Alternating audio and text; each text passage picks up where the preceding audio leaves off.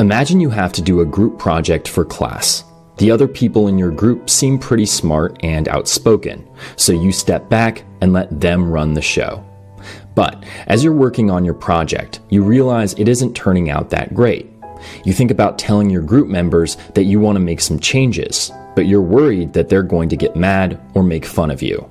You ultimately decide to keep your mouth shut, so when it comes time for your group to turn in your project, you end up getting a bad grade. What went wrong?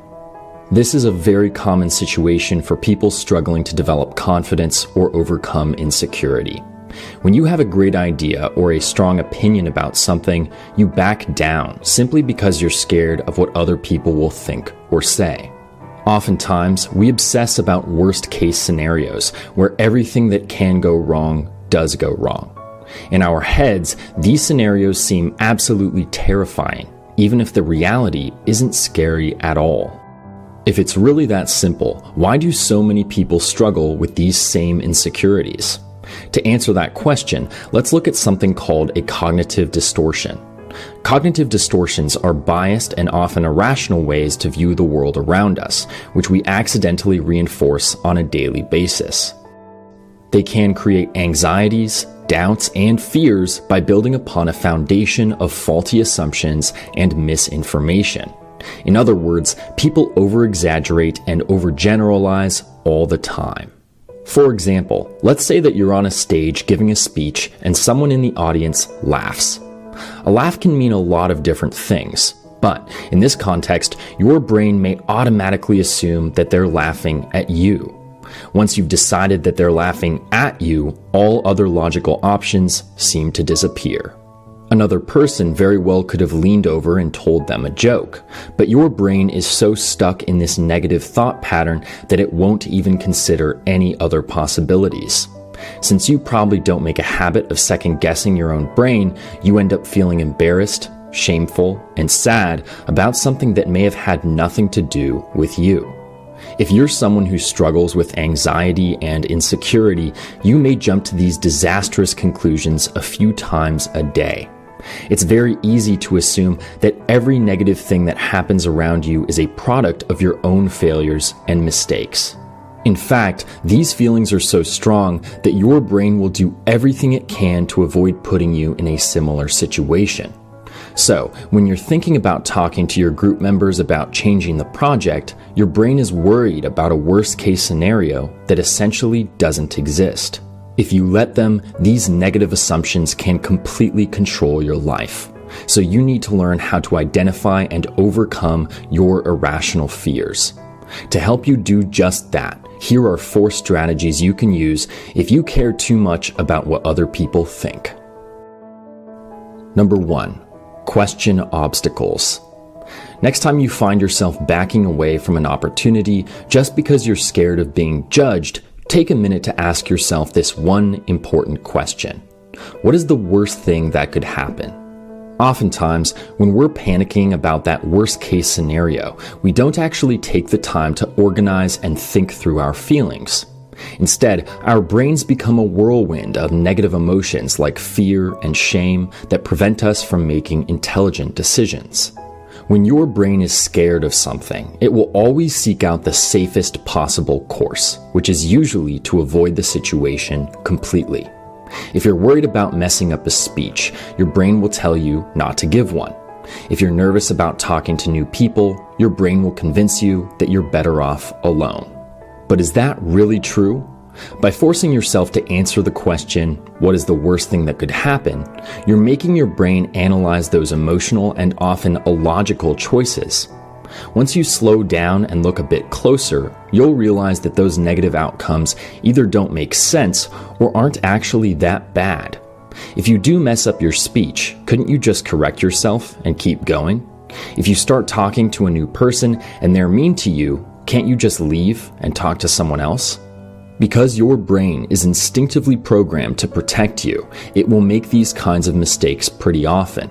So whenever you notice your anxieties controlling your behavior, take a few minutes to think it through and decide whether or not your fears are worth being afraid of. Number 2, flip the situation. When you step into any social situation, it's tempting to believe that everyone in the room is watching you. For example, if you spill food on your shirt, you might start panicking because it feels like everyone just saw you do something really embarrassing and will criticize you for it. Psychologists have called this extremely common state of mind the imaginary audience, since people frequently feel like they're the center of attention, whether they want to be or not. What most people don't realize, however, is that everyone, no matter how well liked, talented, or intelligent they may be, is a person just like you. Chances are they have their own set of fears and insecurities that they're also worried about everyone else noticing. So, when you're concerned about what other people will think, try flipping the situation around. If you saw someone else accidentally spill food on their shirt, would you think badly about them? Would you think that they're dumb, gross, or clumsy? 99% of the time, the answer is going to be no. So why should you be worried when the same exact situation happens to you? Number 3, redirect insults. Imagine you want to become a professional artist, but up until now, you've been too scared to show your work to anyone. You're worried that people will hate or insult it, so you've always kept it to yourself. One day, you finally work up the courage to show a few paintings online. You get a bunch of feedback, some positive and some negative, until one person writes a mean comment saying that you have zero talent and are wasting your time. The truth is that people tend to hurt others like this when they themselves are feeling hurt in some way. This situation is especially common online because of how easy it is to stay anonymous and hide behind our computer screens.